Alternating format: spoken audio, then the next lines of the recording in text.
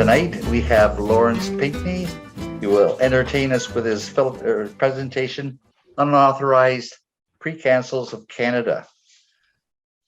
Lawrence began his philatelic collecting interest over 60 years ago. Very quickly, he focused his attention on a very detailed study of the large queens of Canada. Due to this acquired knowledge of the large queens, he was asked to join the expertising committee of the VGG Foundation when the committee was requested to expertise the third known copy of the 2-cent large queen on laid paper. He's been a member of that committee ever since. Lawrence's other philatelic collecting interests include the early 1890s bar precancel stamps, which he has exhibited to the Precancel study group. Presently, he is creating an exhibit illustrating the Steele-Briggs Seed Company corporate history throughout the use of their illustrated covers and ephemera over the course of its 90-year history. Further, he has collected the 1898 map stamps, particularly Plate 1, December 1898, and plans to exhibit them as well. Without further ado, I give you Lawrence. I would like to thank Bob and the members of the PSSC for allowing me to share this unauthorized precancel stamps and covers with you. I received a great compliment from the Canadian Philatelic Society of Great Britain, where this was shown in its entirety. So I would like to now proceed with this exhibition. The first official precancel stamps were authorized by the Post Office in 1889. They were labeled style A to N and were a variety of bars and dashed lines. Can't see anything, Lawrence. Oh, I can. I can. I'm fine. Oh, okay. I'll mess around with my machine. That's obviously mine. Yep, carry on, Lawrence. Everything's good. okay. I will be able to show these styles much later to the PSSC if I'm invited back. These various styles, along with more modern city styles, are very well illustrated in both the Unitrade Specialized Catalogue of Canadian Stamps and the Standard 8th Edition Precancel Catalogue, which I was privileged to assist in updating. Boggs, Jarrett, Reiche, Walburn and Manley referred to various precancel stamps in their own books as well. This article is a summation of various statements that each author and/or editor made in those various books and catalogs. The last of the precancel stamps were issued in the 1977-1983 floral edition. Stamps were precancelled to save the post office the time of canceling individual pieces of mail. Precancelled stamps were sold in bulk, usually at a small discount, to approved commercial firms and accepted only on bulk mailings from those commercial firms. Precancelled stamps were specifically not to be used on first-class postage. I have many that were. The first precancel stamps may have come from the Ottawa and the St. John post offices in 1888, before the post office officially authorized precancel stamps. However, some small post offices did deal with the commercial firms in the same manner, even though they were not given authority. These became known in the philatelic world as unauthorized precancel stamps and unauthorized precancel covers. Below are the two different types of overprints in 1888, which might be regarded as the first attempts to precancel Canadian stamps. I don't have examples of them, but I do have the precancellations. Some of the 1 cent, 2 cent, 3 cent, and 5 cent denominations of the small queen issues were canceled early in 1888 with the numeral 1 within parallel lines of Ottawa. Later in the same year of 1888, St. John, New Brunswick issued a precancel consisting of a numeral 1 in a circle within 14 lines. I have neither one of these, and I've never seen them. A third unauthorized precancel stamp consists of lines drawn across the rows of the 1 cent, 2 cent, and 3 cent of the small queen issue with a pen. It was done in Toronto, but the Precancel Committee at that time was unable to determine if these were true precancel stamps. It was also known that the Millbrook Post Office postmaster canceled sheets of the 5 cent fever in advance, placing them on letters as they were brought into the post office. The Belleville postmaster is also known to have followed this procedure. Now, the Montreal 21 roller cancel was the fourth unauthorized precancel stamp, originally used as a regular postal cancel during the pence and cents era, after which it was discontinued. About 1888, its use was again continued. It was used to precancel sheets of the small queen issue, the 1 cent, 2 cent, 3 cent, 5 cent, 6 cent, and the 10 cent, and a few later issues of the 15 cent large queens at minimum. Thus, stamps bearing the Montreal 21 roller cancel issued prior to the small queen issue are not to be considered precancel stamps. Let me warn you, eBay has several of these stamps for sale, saying that they are precancel stamps. They are not.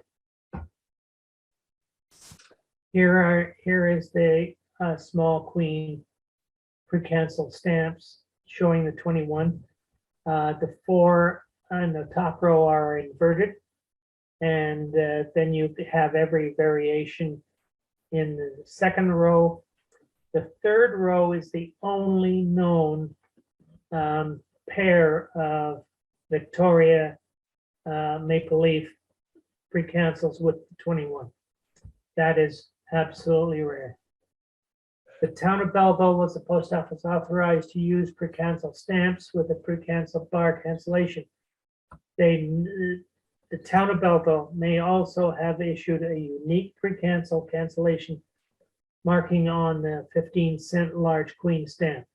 You'll notice that there are various bars and breaks in the bar, and that is all on one issue with the later stamps.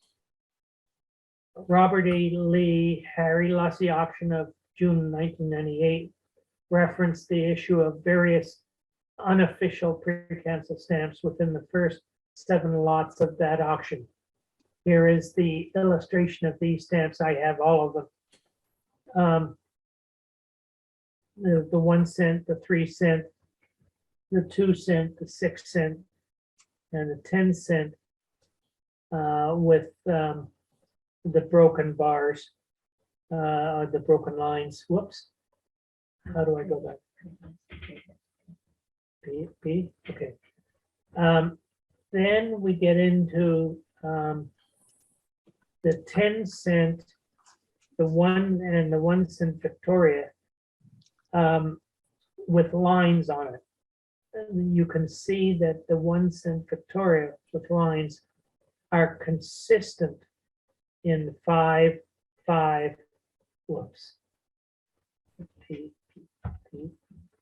5 and 5, but the one is in a different color. It was contrary to regulation to use a roller canceling device to pre-cancel sheets of stamps. However, many post offices did. These included Brantford, London, Montreal, Ottawa, Quebec, Toronto, and others. London was the only known post office to have pre-canceled the 1/2 cent small queen stamp with a roller canceling device prior to the note below with regard to a recently discovered Berlin precancel block. This is actually owned by Bob Vogel. It is now known that a block of 4 of the 1/2 cent small queen precancel with a Berlin, now known as Kitchener cancel, is in a private collection unavailable to the collector. Here is Brockville, and again you can see that the stamp is roller canceled, and it's on a Ontario Glove Works Brockville postcard. Here is the London Shoe Company to Mr. E. Baroob. He was a great fellow in Amherstburg, Ontario. He ran a big business, and I also have many Baroob covers in my Steel Briggs collection. Again, London, you see the Gorman Eckert and Company, Forest Hill Spin Mills of London, Ontario. And again, this is a pre-cancel. And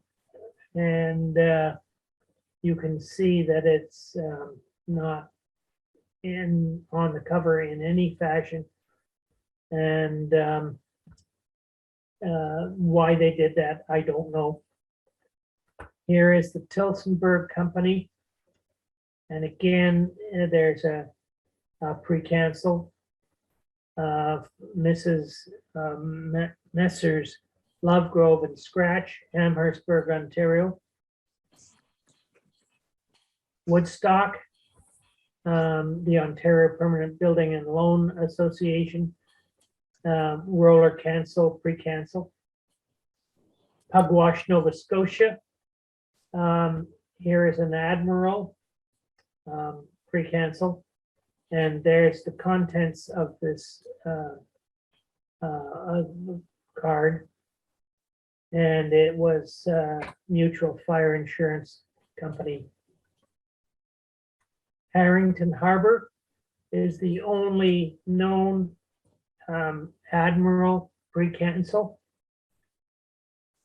And it has various, as you can see, various things on it, cancellations on it, because it went to Ottawa from Harrington Harbour, Quebec. The following post office covers and the stamps on these postcard covers appear to be unauthorized precancels as well. The stamp appear to have been canceled before they were applied to post office covers, as no part of the cancel actually appears on the postcard cover itself. The 1 cent Edward VII was the correct postage at the time for these postcards. All of these postcard covers are from smaller post office that were not included on the authorized list of post offices allowed to issue pre-cancel stamps. The use of postcards blossomed during this period.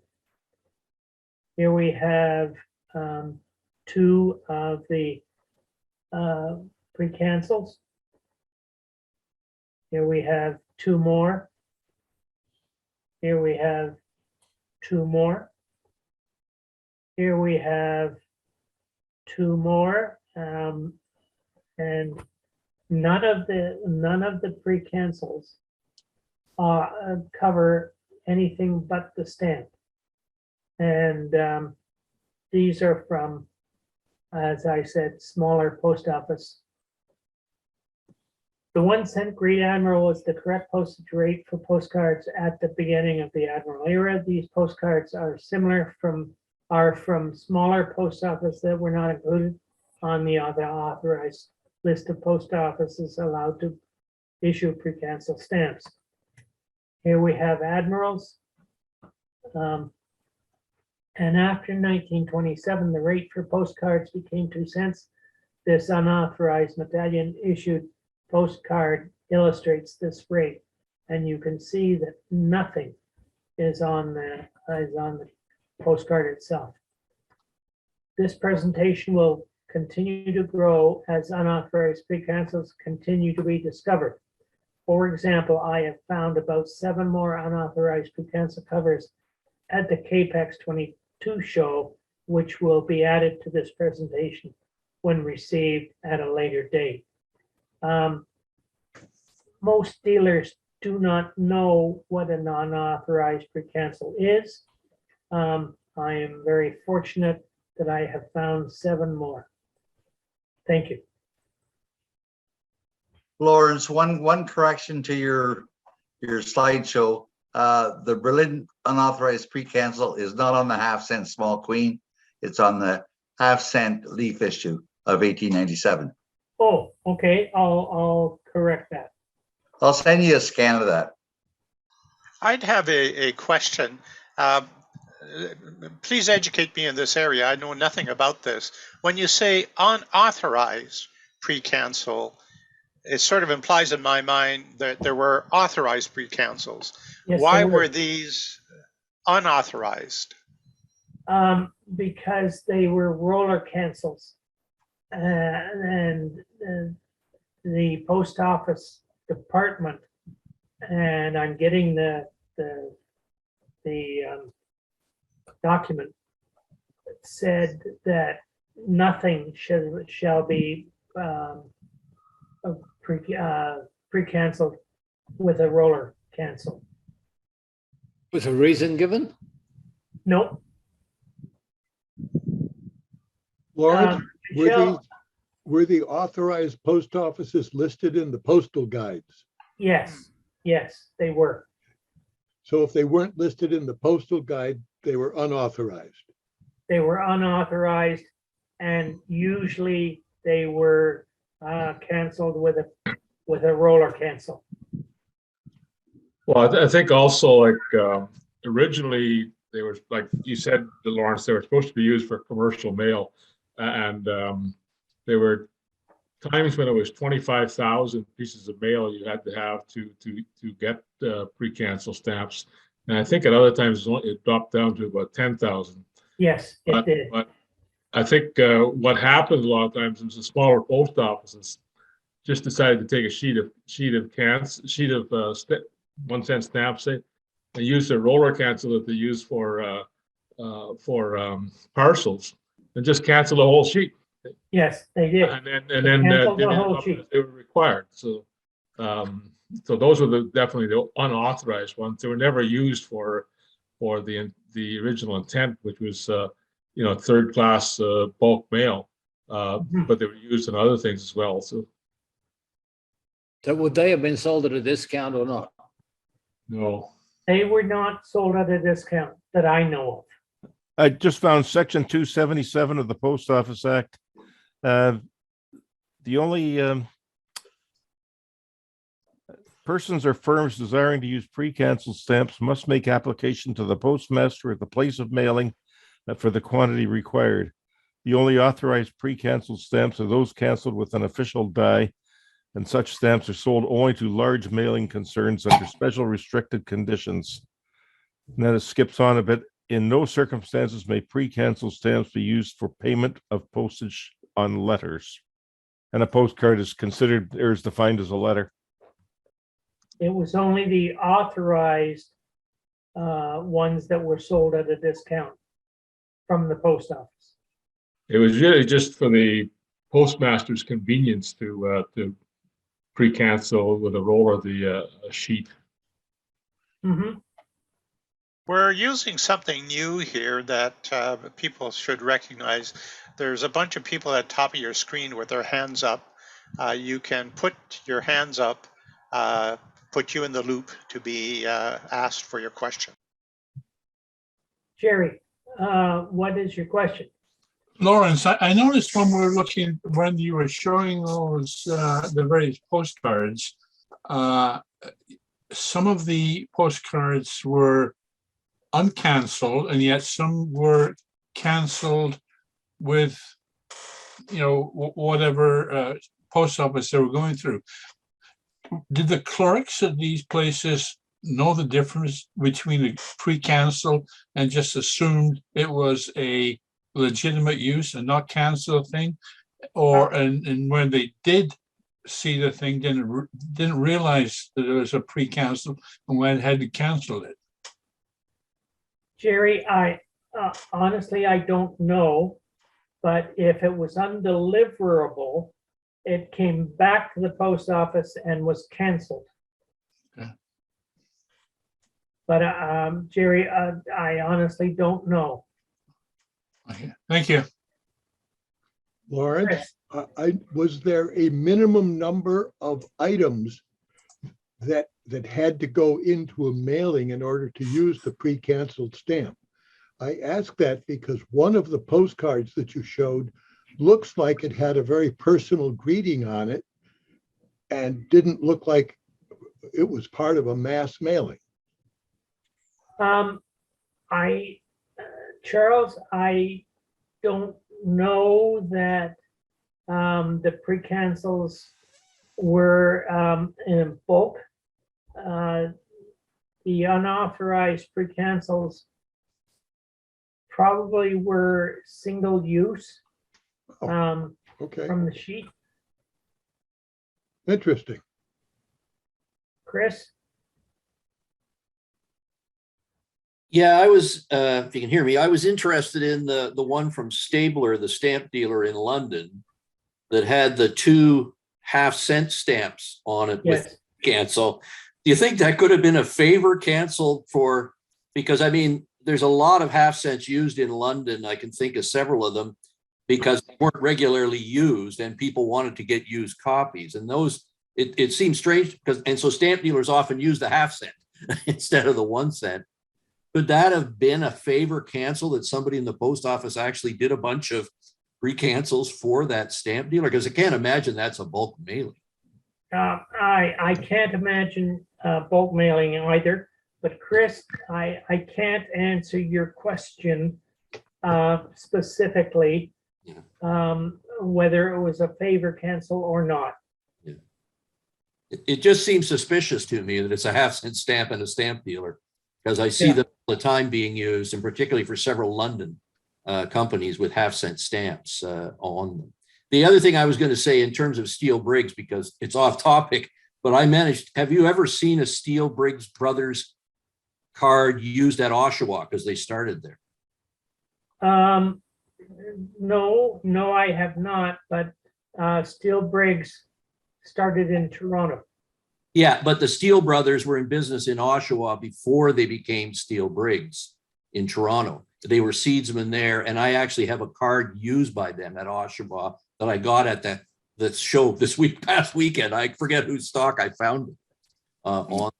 Chris, I haven't ever seen Oshawa. Okay, well, it's the only one I've seen, so I just wondered. Thanks. Yeah, if I could comment on the one I have from Berlin again, Lawrence, it has a block of 4 of the half cents on it, paying the 2 cent rate. And that was from the Starneman brothers, who had quite a large mailing. So I can see them having a whole sheet of those stamps and using them for all of their clients in the philatelic world. Bob, I've never seen it before. You showed it to me on the Berlin cover. I'd never seen it before. Yeah, like I said, I'll send you a scan for sure. Okay. Thank you, Michelle. Yeah, I was curious about the small post offices. You sort of skipped through those covers really fast, and I couldn't see the pre-cancel. Like they seem to have barred obliterators, but I couldn't really tell. Like, how can you tell that it was an actual pre-cancel versus just a barred obliterator? I'll show it again. This is not even touching the glove, the postcard. This is not even touching the postcard. This is not touching, that's not touching. And that's how, Ingo, that's how you tell that it's an unauthorized pre-cancel, because this is not touching. This is not touching. And this is not touching. Ingo, I don't know how else to show it. Yeah, no, there was a series of postcards from really small, tiny post offices. Yes, That's what I was getting at. okay, These babies. So okay. there, I have a hard time figuring out, like that top one. Where's the pre-cancel?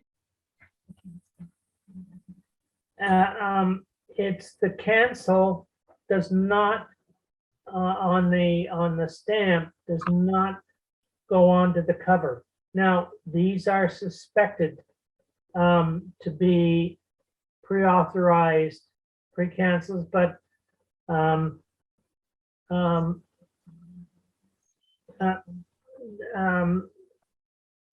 yeah, I can be proven wrong. Lawrence, those covers have got a date stamp on them as well, and stuff that went out pre-canceled in bulk mail was not dated. Yeah, so that one from PEI, it almost looks like it could be a duplex. I know it's not, but that barred obliterator, it's hard to figure out if that's really a pre-cancel. But skip forward to the next one. There's two more slides you have. Okay. Yeah, so that cancel, I've seen that as a thing where they miss the stamp and they just put those things on, but it doesn't necessarily, to me, indicate a pre-cancel. But I don't know. So I'm just. I don't know as well, because how do I define appear to be unauthorized pre-cancels. Now they may not be, but they appear to have been canceled before they were applied to the post office covers, as no part of the cancel actually appears on the post card cover itself. Ingo, I honestly don't know if these are pre-cancels. Okay, I'm not trying to give you a hard time, but I was just curious how you came to that conclusion. Again, Lawrence, the question begs to be asked: if they're pre-cancels, why would they come back and put a date stamp on them? I don't know. Because they could have canceled at the same time they put the date stamp on. Well, they could have, but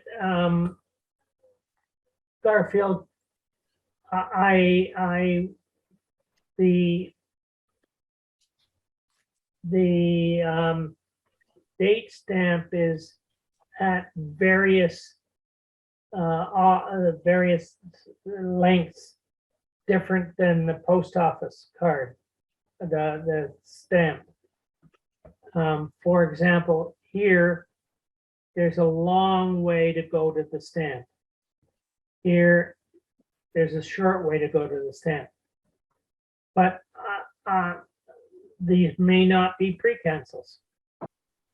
And here is one where the entire town is not anywhere on the stamp, or not anywhere on the cover.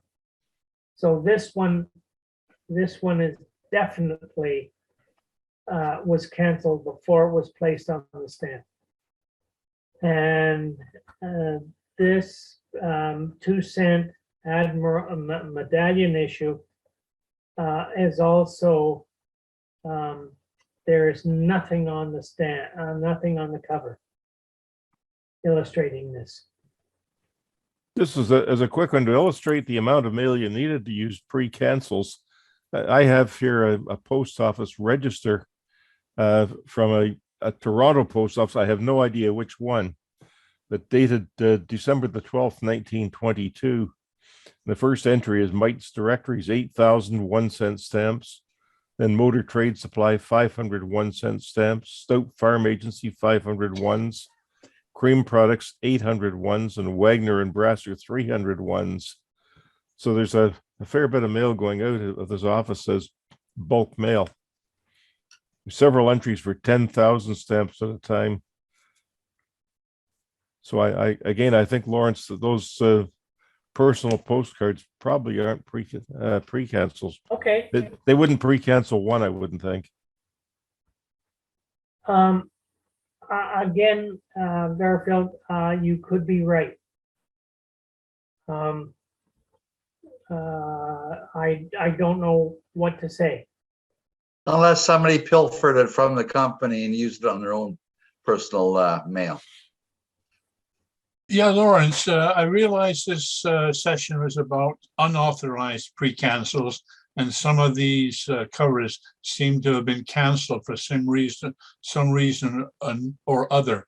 And from what I understand about pre-cancels, they were issued for bulk mailing and they were applied to covers, but when they went into the service, they didn't go through any canceling machine. Is that correct? They wouldn't have gone. They overrode the canceling machines. Okay, so my follow-up question to that is, do you have any examples in your collections of authorized pre-cancels that somehow went through the mails and went through canceling machines? Yes, I do. Okay. So that's not something that's unusual. No, that is far more common. Okay. Thank you. James. I was just looking at some of those postcards. I had my camera off because I had them up against my face. A lot of them are from very small post offices in Nova Scotia, which struck me. So I think I would tend, especially for the Nova Scotia ones, I would tend to go with it's an odd strike rather than them being unauthorized pre-cancel. Okay. Unless it's something else unauthorized, which is reuse of the stamp. Jane, I can't answer that. Yeah, and I'm just throwing that out because a lot of those are really small post offices, so they wouldn't have a lot of traffic in a day. So, or they may not have a lot of traffic in a week. Well, yeah, and maybe they did a whole bunch ahead of time so that, I don't know. But, and the embossed one struck me. Anything that's embossed, it's not going to strike as well as a flat postcard. Okay. But very interesting. Thank you very much. Peter. Yes. Lawrence, what my thoughts were on this is that there was a permission that was required to pre-cancel stamps. And yes. Is it possible that a post office may have over pre-canceled, sold to the company that required their amount, and the balance just sold them, and then as they were applied, they put cancel on there after the town cancel after? Is that possible? Peter, anything is possible. but I cannot comment one way or the other, whether your assumption is correct. Thank you. I just thought that maybe it was an over pre-canceled amount. That's Okay. Oh. Michelle, I find it interesting from the human point of view. You know, we have directories and rules and regulations that tell us how things were supposed to be done, but then when you get human beings actually operating something, they might not follow all the rules. So I found it interesting that if the reason for the pre-cancel was to cut down on work of canceling the stamps, here there were a number of items that were displayed that had pre-cancels, but the clerk went ahead and canceled the letter anyways. In those days, did they have canceling machines where you would take a bulk of whatever came in, threw it in the machine, and it would just go through automatically? Or did the clerk have to do it by hand? And if they did, then they would say, oh, this is pre-canceled. I don't have to cancel that. Just throw it into the proper bag. Michelle, I have no explanation for the postcards. Okay. All right. Just interesting. Yeah. Thank you. But I know the clerks broke the rules.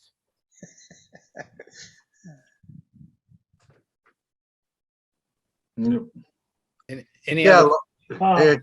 comment on that one, Michelle's comment. The only bulk processing of mail would have had a machine cancel on, not the handheld hammer. Okay. Peter. You're muted, Peter. I'm just trying to get rid of my hand up. I don't have another question. Oh, okay. Go to the bottom of the screen, and there should be a little flag there that tells you to click.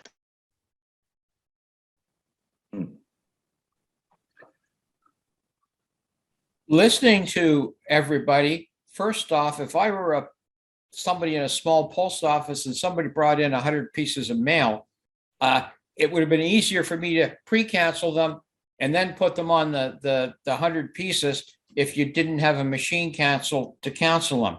And by the way, machine cancellations in Canada started in 1896. Bob, I can neither affirm or deny that. But thank you very much. Lawrence, you sound like a postal worker.